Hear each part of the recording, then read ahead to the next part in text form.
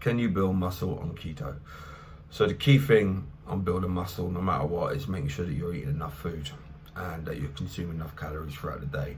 So you'll grow as long as you're working to a surplus of calories. Your weight will go up and you'll put on more tissue.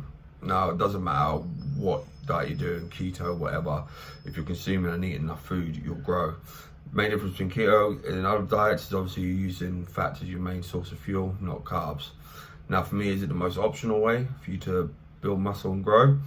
I'm going to say no. I believe carbs are key and vital in building tissue, probably more so important than protein. But everyone's a bit different. Some people react better to high fats, low carbs, and some people are the other way, where they work better with high carbs. So the answer in short is yes, you can grow on keto, but you want to make sure as long as you're eating enough food, working to a surplus, you'll grow and put weight on. Advice on a mini cut. So my advice on them in general is mini cuts, mini bulks, mini anything is a waste of time. You're not going to make the kind of progress that you want over a short period. Real progress, good gains, good results is over a long period of time. So my advice altogether would be to avoid them. You might because you're maybe going away on a holiday or something and want to lean down a little bit before you go away. What I'd do is generally I'd get on. I'd look to do something. I'd respond better to carbs anyway, so I'd reduce my carbs probably around about 350. I'd make sure I'm doing my cardio every morning, about 45 minutes every morning. I'd probably slowly reduce my carbs week by week, or maybe bring in a carb cycle. That works quite well for me when I need to diet down quick. So make sure I'm working into a deficit. Keto is a very good option as well for people, so to drop down body fat in a very short space of time. But overall advice, I'd say if it's for holiday, fuck it, go a little bit heavier, keep progressing, keep on your off season. Have one holiday where you're not feeling quite lean. Long term, you make far more progress and look far more better. High carbs, low fats, or high fats, low carbs for dieting. So again, this comes down to the individual. Everyone's different. No one diet works the same. Some people respond better to carbs, some people respond better to fats. Me personally, I'm a carb person, whether I'm dieting or growing them off season. I tend to keep my carbs quite high and my fats very low, off season and in dieting. Some people respond the other way for high fats. The best way I've ever heard to sum it up for me was I went to a seminar with Chris Aceto. And someone asked him a similar question. His response was, he asked the person, what was the body's first choice of fuel? And obviously the answer was carbs. And then he asked them, what was the body's second choice for fuel? And again, the answer then was fats. So his thing, he said, well, why would you give your body its second choice when you could give it its first?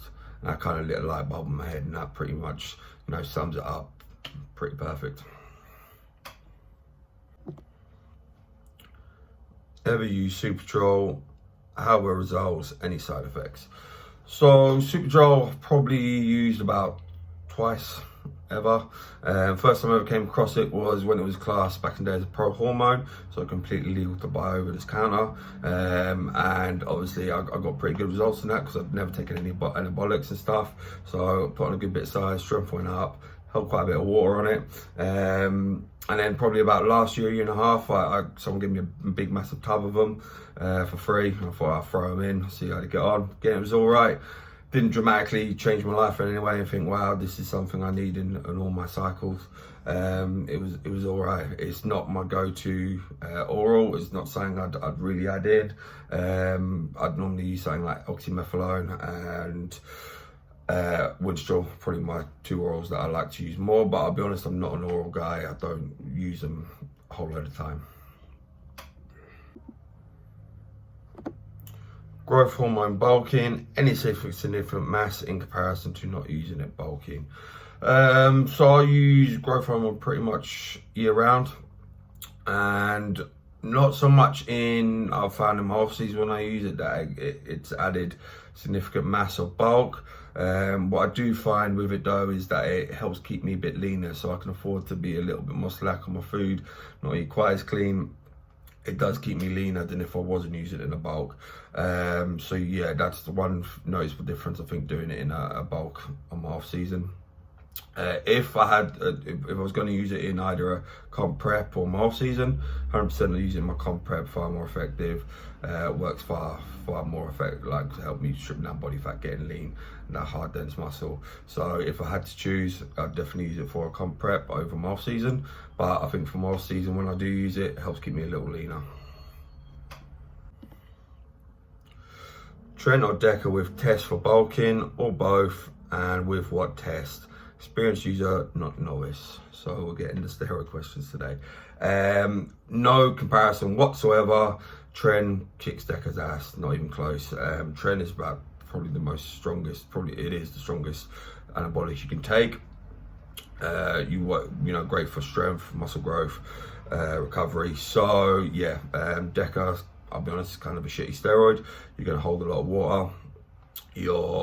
It doesn't do much for gains, and you might even fuck yourself up and get Deka dick. So yeah, for me, Tren is definitely far beyond a far superior steroid. People do struggle with Tren. It is quite a harsh compound. Sometimes Trenase, some guys struggle to be on it. Trene is a lot more manageable for guys to take. Not quite harsh on the side effects. But for me, Tren Deka can't even come close to comparing with that. Again, what test would I use? Depending on what ester of Tren I'm using. If I'm using Trenase, test prop will work better. You want your esters to match.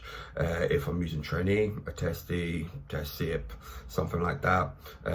Me personally, what I do is I like to use a blend. So I'll use prop and test D. So fast and slow test, I'll put that on my cycle, and I'll also do a blend. I'll put Trenase and Trene. So I've got a fast slow blend. Best cycle I've ever done. It was a bit of an annoying one. It was crazy, but I want to see how it worked. And I did test prop, test D, Trenase, Trene, and I used NPP and Deka. So I used all three, fast and slow.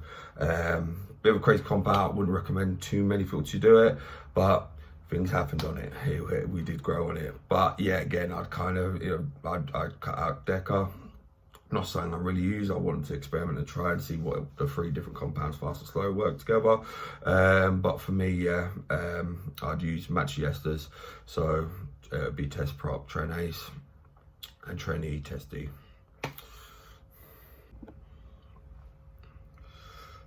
Tips for joint tendon pain. I can't get peptides in Sweden as I don't know how to speak Swedish. Okay, so number one, I'd say my advice would be to learn how to speak Swedish. And number two, your missus speaks Swedish, so fucking ask her to go get it for you. To be honest, I can't even tell if you're taking the piss or not. But yeah, for me, obviously when I had my pec tear, it was obviously from tearing the tendon. When I had to build the strength back up, I was using collagen, which I found great for repairing and strengthening soft tissue. Obviously, there are peptides out there as well that work really well for any tendon joint pains. There are some great joint supplements out there also. How good they work and stuff, I'm not so sure. For me, it was definitely a combination of GH peptides really repaired my torn pec very quick, and collagen I did see help make a big difference to it. How do I know if I should bulk or not? That's completely down to you, depending on what your goals are, what the look you want to achieve, what you're aspiring to do in the fitness. So, there's no point if doing a cut if you're not carrying enough tissue or enough muscle for the look that you want. Some people go, I'm just going to do a cut before we start a lean cut before I do an off season or whatever, or a bulk. What's the point? If you're not happy with the amount of muscle you're carrying now, why are you stripping down when there's nothing there? Start your off season and start growing. So again, it has to be suited to what you want to do, the look you want to achieve. If you feel that you're not carrying enough muscle right now, well, that tells you there I need to bulk and grow. Don't worry about cutting down anytime soon. There's no point cutting if you're not holding enough tissue for your personal preference. But keep your goals, keep what you're doing to your goals. Best idea for pre-workout shakes, how much water to use, best way to use it. So for a pre-workout shake, it's got to be something that's easily digestible. Not something that's going to sit on you, bloat, take ages to digest. So for instance, I definitely wouldn't have any whey, I wouldn't have any dairy. Two things I definitely wouldn't have in my pre-workout meal or shake. What I generally, like I said, would use, it would be like the cream of rice for me works very well. And I use some eggs. So again, I've got a meal of rice and eggs, and that would go down. I used to use oats with eggs and a banana. But again, remember that the oats can take up an hour and a half to digest fully. So I need to get that in an hour and a half before I train. I don't want to train with that sitting on me. Cream of rice, however, can be digested in half an hour, so it's a much better option to use. It doesn't sit on you. Or like I said, a chicken and rice meal. Again, rice will digest a lot quicker, it won't sit on you, it won't bloat, and it's a good food for fuel source for your workout.